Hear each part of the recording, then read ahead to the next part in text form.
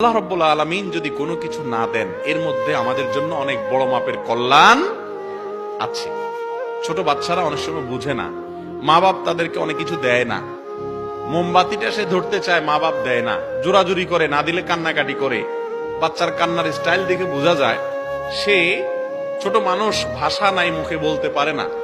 যদি সে বলতে পারতো হয়তো বলতো যে আমার মা বাপের মতো এরকম পাষাণ, এত খারাপ মানুষ পৃথিবীতে আছে। একটা বাচ্চা মানুষ, আমি একটু মোমবাতিটা ধরতে চাইছি, আগুনটা এত দিল না। কি বলেন? মা বাবার না দেওয়াটা বাচ্চার কল্যাণে না অকল্যাণে? সে যত অস্থির, যত কান্নাকাটি করুক, তার জন্য না দেওয়াটাই ভালো। সন্তান আল্লাহ তাআলা দিলেন একটা বিকলাঙ্গ অথবা অমানুষ, অথবা এমন সন্তান যে সন্তান হওয়ার পর আপনি বলতেন আল্লাহ এটা হওয়ার চাইতে না হওয়া। অথবা আল্লাহ তাআলা সন্তান দুনিয়াতে দিলেন না, বিনিময়ে জান্নাত দিয়ে দিলেন। লস প্রজেক্ট না লাভের প্রজেক্ট? শুধু কি লাভ? লাভের উপরে লাভ।